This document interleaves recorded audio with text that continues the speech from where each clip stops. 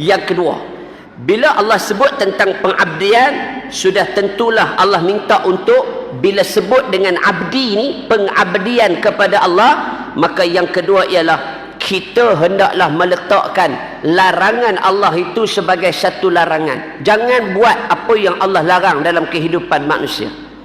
Nah, pertama tadi buat apa yang Allah suruh, yang kedua tinggal apa yang Allah larang untuk kita laksanakan. Benda yang Allah larang jangan buat. Kita manusia ni tuan-tuan, hak orang larang tu nak buat sangat.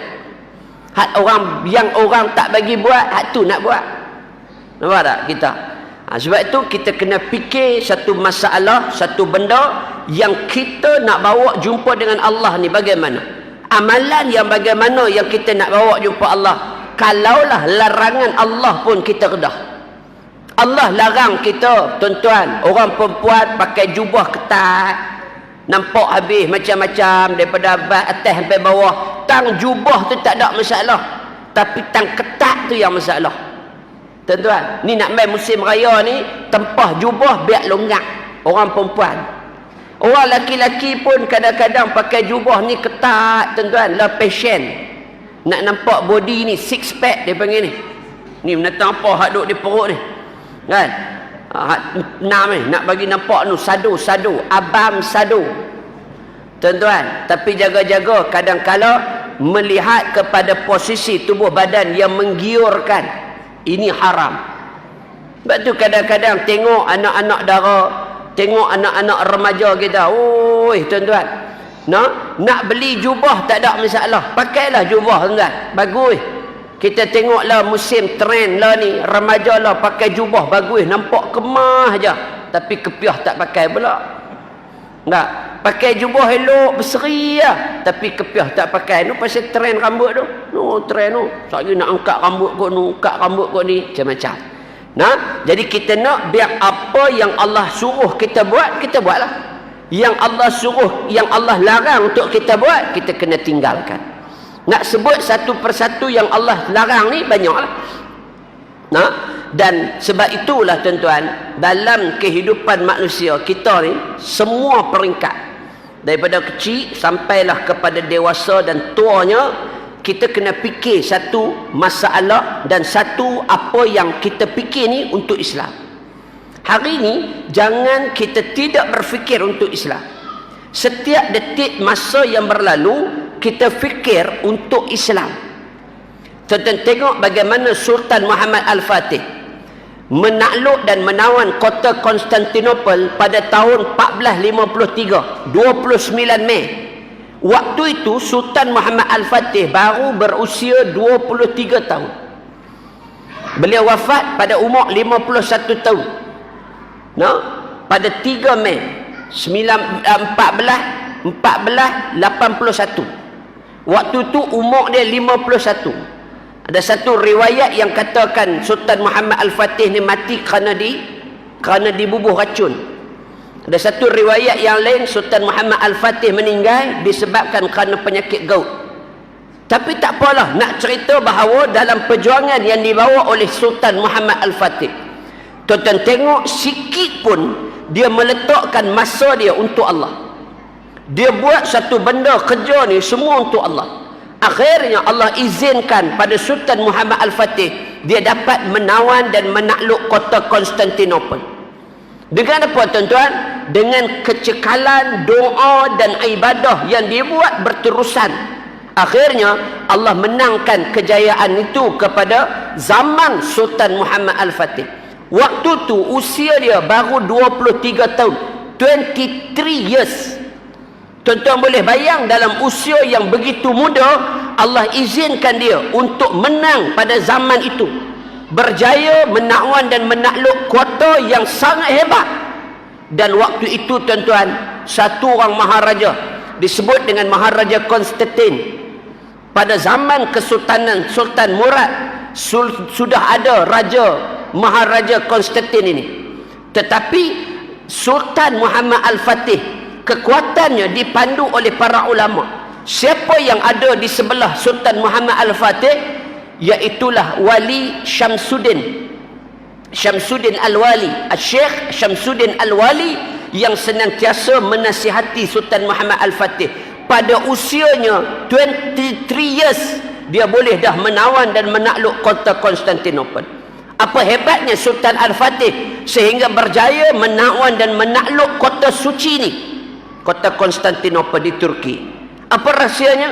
Pertama, Sultan Muhammad Al-Fatih senantiasa memastikan masanya 100% diserahkan kepada Allah Subhanahu wa taala. Patutlah Sultan Muhammad Al-Fatih berjaya. Kedua, tuan-tuan, apa yang Sultan Muhammad Al-Fatih buat?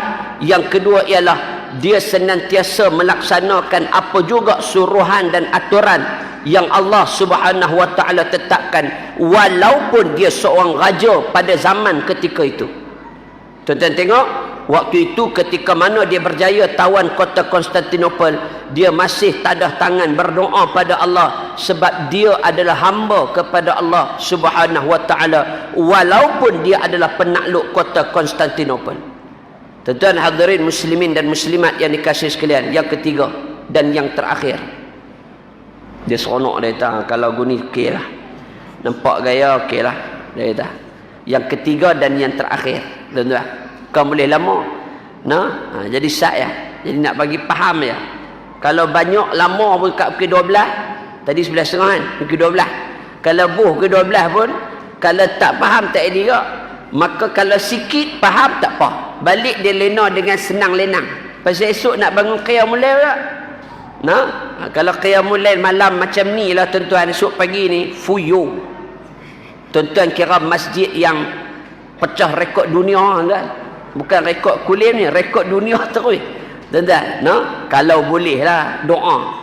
Dia kata doa saya buat di rumah, tak apalah, buatlah tak mana pun, janji buat sudahlah.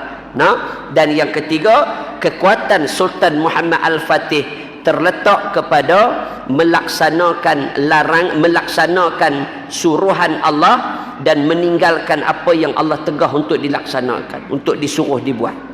Hadirin muslimin muslimat yang dikasihikan, sebab itu bila Sultan Muhammad Al-Fatih sangat patuh kepada perintah Allah, melaksanakan apa yang Allah suruh dan tinggal apa yang Allah larang, akhirnya Allah berikan kejayaan ini sepenuhnya mutlak milik Sultan Muhammad Al-Fatih pada waktu itu. Sebab itu tuan-tuan, kejayaan manusia ini dia bermula daripada mana? Solat. Ni kita ni belajar tentang solat ni tuan-tuan. 8 rakaat, sehari 3 rakaat, Isyak 4 rakaat, Maghrib tadi 3, malam ni saja berbelah rakaat dah buat lah. No? Nak abang kata, mulakan hidup kita bila dengan solat ni kita jaga, yang lain kita akan jadi orang baik. Kita akan jaga yang lain. Kalau solat tak jaga, semayang tak jaga, hak lain pi. Orang Kedah kata pi. Solat jaga, yang lain settle. Nampak? Sebab tu kalau kita tengok tuan-tuan, orang yang puasa belum tentu dia semayang. Ui, puasa ni 30 hari full pack. Tuan-tuan, pi bazar Ramadan dia paling awal. Pukul 4 petang duk tunggu orang berniaga nak beli murtabak, pukul 4 tunggu dah. Murtabak viral. Tuan-tuan, tunggu dah pukul 4 ni. Punya nak habaq dia puasa. Bagus. Tapi aurat tak tutup. Tudung tak pakai, ketat pakai, tonjoi sana, tonjoi sini, habis tuan-tuan. Puasa, tapi maksiat dilaksanakan macam biasa. Kita nak biar kita solat, waktu kita solat, dan orang yang semayang dia takkan tinggal puasa. Orang semayang biasanya dia akan puasa. Tak ada orang semayang dia tak puasa. Saya semayang lah tapi saya tak puasa. Tak ada. Orang hak puasa dia tak semayang ada. Tapi orang hak semayang dia takkan tinggal puasa. Orang semayang dia takkan rasuah. Orang semayang dia takkan kata ke orang. Orang yang semayang dia akan menjaga kebaikan dalam kehidupannya. Puncanya solat.